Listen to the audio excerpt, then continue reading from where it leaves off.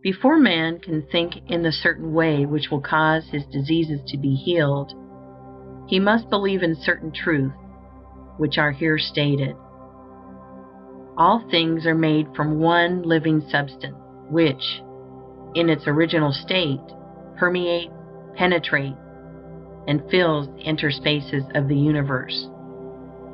While all visible things are made from it, yet this substance, in its first formless condition, is in and through all the visible forms that it has made. Its life is in all, and its intelligence is in all. This substance creates by thought, and its method is by taking the form of that which it thinks about. The thought of a form held by this substance causes it to assume that form. Thought of a motion causes it to institute that motion. Forms are created by this substance in moving itself into certain attitudes or positions. When original substance wishes to create a given form, it thinks of the motions which will produce that form. When it wishes to create a world, it thinks of the motion, perhaps extending through ages, which will result in its coming into the attitude and form of the world, and these motions are made.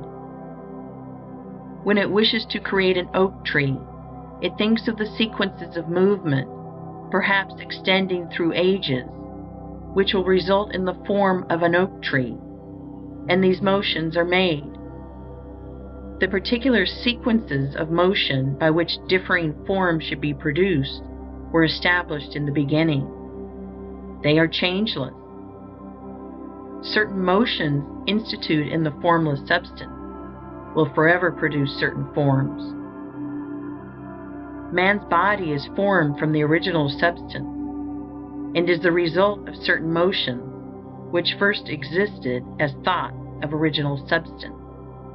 The motions which produce, renew, and repair the body of man are called functions, and these functions are of two classes: voluntary and involuntary. The involuntary functions are under the control of the principle of health in man and are performed in a perfectly healthy manner so long as man thinks in a certain way. The voluntary functions of life are eating, drinking, breathing, and sleeping. These, entirely or in part, are under the direction of man's conscious mind, and he can perform them in a perfectly healthy way if he will. If he does not perform them in a healthy way, he cannot long be well. So we see that if man thinks in a certain way and eats, drinks, breathes, and sleeps in a corresponding way, he will be well. The involuntary functions of man's life are under the direct control of the principle of health, and so long as man thinks in a perfectly healthy way, these functions are perfectly performed, for the action of the principle of health is largely directed by man's conscious thought affecting his subconscious mind. Man is a thinking center, capable of originating thought, and as he does not know everything, he makes mistakes and thinks error. Not knowing everything, he believes things to be true which are not true. Man holds in his thought the idea of disease and abnormal functioning and conditions, and so perverts the action of the principle of health, causing diseased and abnormal functioning and conditions within his own body. In the original substance, there are held only the thoughts of perfect motion, perfect and healthy function, complete life. God never thinks disease or imperfection, but for countless ages men have held thoughts of disease, abnormality, old age, and death, and the perverted functioning resulting from these thoughts has become a part of the inheritance of the race.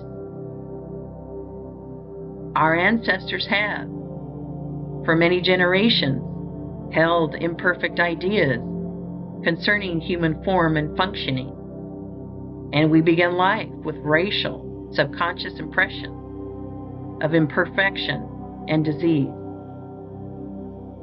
This is not natural or a part of the plan of nature. The purpose of nature can be nothing else than the perfection of life. This we see from the very nature of life itself. It is the nature of life to continually advance toward more perfect living. Advancement is the inevitable result of the very act of living. Increase is always a result of active living. Whatever lives must live more and more. The seed lying in the granary has life, but it is not living. Put it into the soil, and it becomes active, and at once begins to gather to itself from the surrounding substance, and to build a plant form.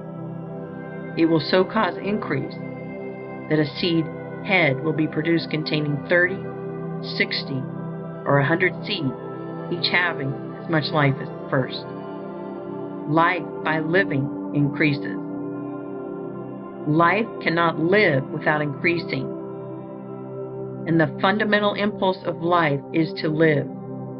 It is in response to this fundamental impulse that original substance works and creates.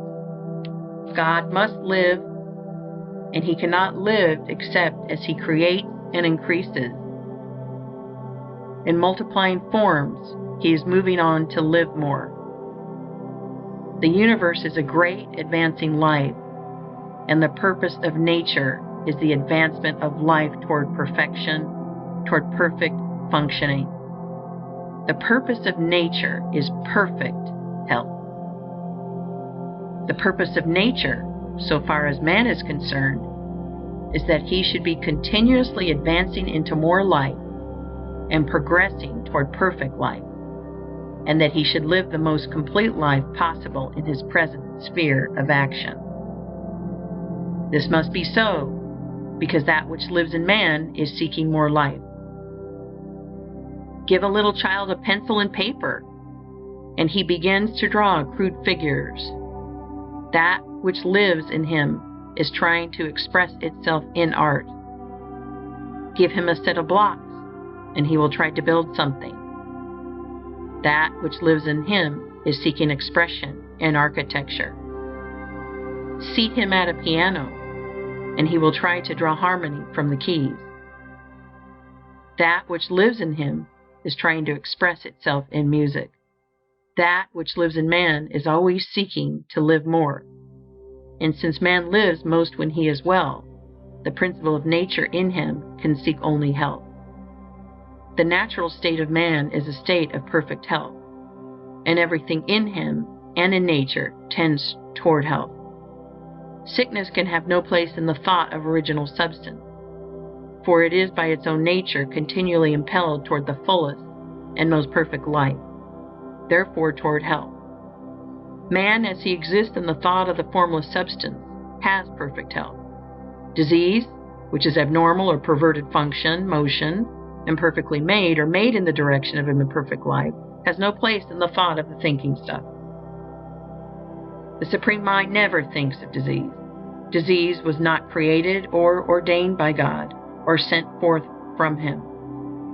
It is wholly a product of separate consciousness, of the individual thought of man. God, the formless substance, does not see disease, think disease, know disease, or recognize disease. Disease is recognized only by the thought of man. God thinks nothing but health. From all the foregoing, we see that health is a fact or truth in the original substance from which we are all formed, and that disease is imperfect functioning, resulting from the imperfect thought of men, past and present. If man's thoughts of himself had always been those of perfect health, man could not possibly now be otherwise than perfectly healthy. Man in perfect health is the thought of original substance, and man in imperfect health is the result of his own failure to think perfect health and to perform the voluntary functions of life in a healthy way. We will here arrange in a syllabus the basic truths of the science of being well. There is a thinking substance from which all things are made, and which, in its original state, permeates, penetrates, and fills the interspaces of the universe. It is the life of all. The thought of a form in this substance causes the form. The thought of a motion produces the motion. In relation to man, the thoughts of this substance are always of perfect functioning and perfect health. Man is a thinking center, capable of original thought, and his thought has power over his own functioning. By thinking imperfect thought, he has caused imperfect and perverted functioning, and by performing the voluntary functions of life in a perverted manner, he is assisted in causing disease. If man will think only thoughts of perfect health, he can cause within himself the functioning of perfect health. All the power of life will be exerted to assist him.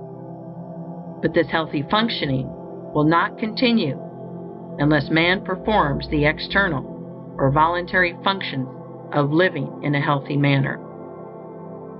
Man's first step must be to learn how to think perfect health, and his second step to learn how to eat, drink, breathe, and sleep in a perfectly healthy way. If man takes these two steps, he will certainly become well and remain so.